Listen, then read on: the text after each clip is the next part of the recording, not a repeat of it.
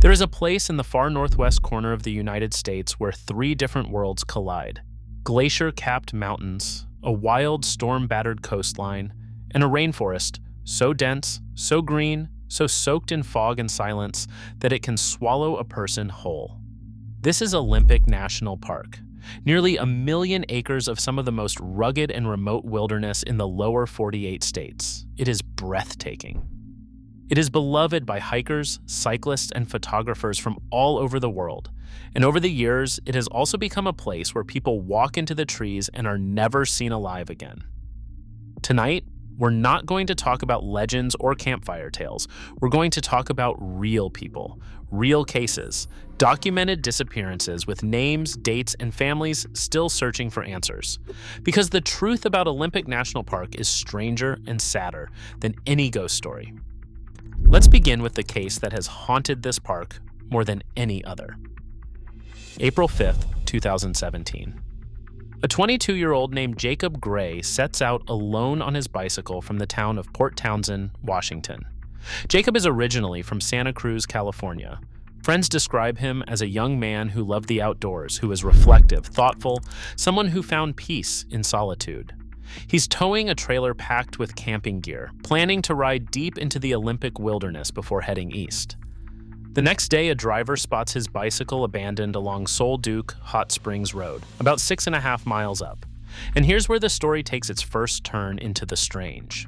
The bike is still loaded with almost all of his gear. His trailer is full: pots and pans, wool blankets, a stove, a deck of cards, a Bible, dehydrated meals, first aid kits, even a bow and a quiver of arrows. Nearly everything a person would need to survive is still there. The load was so heavy, it reportedly weighed more than Jacob himself. But Jacob is gone. And near the bike, investigators find something eerie: 4 arrows stuck into the ground, positioned between his bike and the road. To this day, no one knows what they meant. A marker? A message? A sign of a mind under strain? Or nothing at all? The National Park Service conducts an initial search. The Sol Duc River is running high and cold, swollen with April snowmelt, and the early theory is grim but simple. Maybe Jacob slipped into the water and drowned. But the searches turn up nothing. Not that week, not that month. Jacob's family refuses to give up. His father, Randy, drives up from California again and again. Over the following months, more than 100 search and rescue volunteers comb the river and the surrounding forest. Flyers go up in gas stations from Port Angeles to the logging town of Forks. And still, nothing. Jacob Gray seems to have simply vanished off the face of the earth. For 16 months, there are no answers. Just an abandoned bike, 4 arrows, and a family clinging to the hope that Jacob had chosen to disappear, that he was out there somewhere living quietly, still alive. Then, in August of 2018, the mountain finally gives up its secret, and it does so almost by accident. A team of biologists hikes into a remote high part of the park to study marmots, and on a rocky, treeless ridge above a place called Ho Lake, they find human remains, scattered clothing, weather-worn gear, a wallet. The location is staggering. Jacob's remains are found at roughly 5,300 feet above sea level, at least 15 miles from where he left his bicycle. Think about that.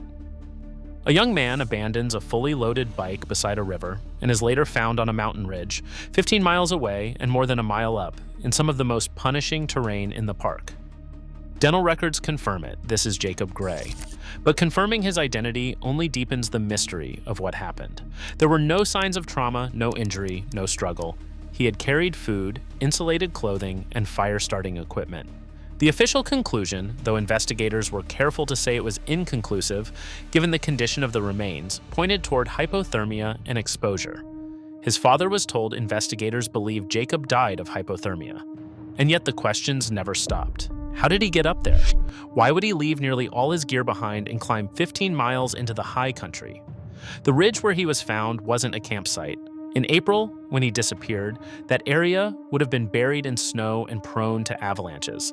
His remains were on open ground, a place that, some have pointed out, could even have been seen from the air.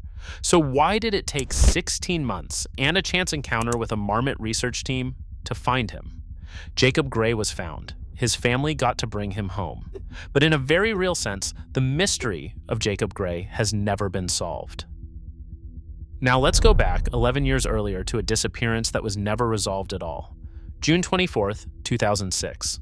A 47-year-old man named Gilbert Gilman, Gil, to those who knew him, parks his silver Ford Thunderbird at the Staircase Ranger Station in the southeastern corner of Olympic National Park. His plan is modest, a short hike, just over 2 miles to photograph the scenery. And here's the detail that makes this case so unsettling. Gil isn't dressed for the wilderness. He's wearing a Hawaiian shirt, khaki shorts, sandals, prescription sunglasses. He's carrying a camera, but no backpack. This is not a man setting off on an epic backcountry expedition. This is a man going for a casual stroll to take a few pictures. A park ranger named Sandy Lustig speaks with him briefly, and then Gil Gilman walks up the trail and out of the world. His Thunderbird is found days later, still parked at the ranger station. But Gil is never seen again. A short, easy 2-mile hike on a summer day, and a middle-aged man in sandals simply ceases to exist. No body, no gear, no clear trail. And this is where Gil's case spirals into something almost impossible to believe. Because it turns out that Gilbert Gilman was not an ordinary man. In the years after he vanished, strange details about his life began to surface. Some of them aired on television. In 2008, a local news station reported that Gilman had previously worked on top-secret military intelligence assignments and described him as someone who led a mysterious life. Gilman's own mother reportedly came to believe her son may have decided to become a spy for the US government and disappeared on purpose. Now, that theory is impossible to prove, but it wasn't the only dark possibility raised. In 2014, a true crime program suggested another, more chilling explanation, that Gilman may have crossed paths with a serial killer, a man named Israel Keyes, one of the most methodical and terrifying killers in modern American history. And the connection isn't as far-fetched as it sounds. Keyes was an avid hiker. He had lived in Washington state since 2001, and he had actually been issued backcountry permits to access Olympic National Park. Keyes took his own life in custody in 2012, carrying many of his secrets to the grave, including possibly the truth about anyone he encountered in those mountains. Was Gil Gilman a spy who walked away from his life? A hiker who met a killer on a quiet trail? Or simply a man in sandals who took one wrong step in unforgiving country? We may never know. His case remains open. And here's a detail that lingers. The Staircase area, where Gilman vanished, had swallowed people before. In the 1980s, 2 hikers were reported missing there and were never found. Jacob Gray, Gilbert Gilman, 2 names among many.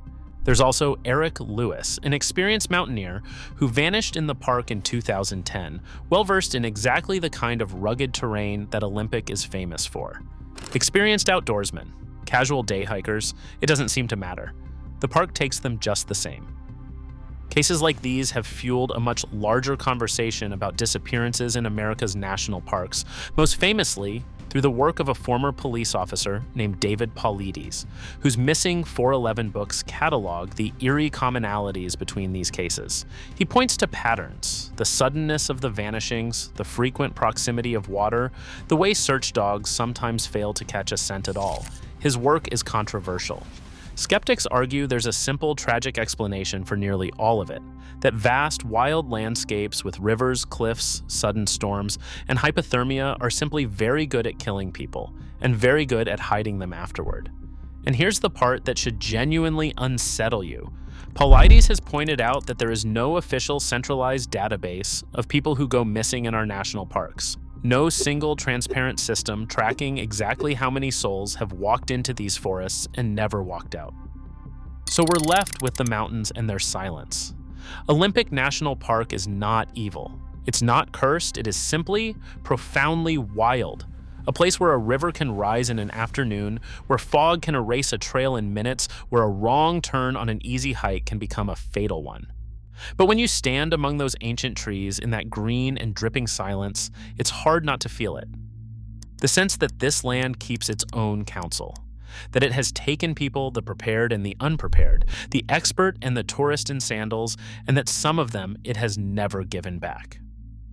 Jacob Gray came home after 16 months. Gilbert Gilman never did.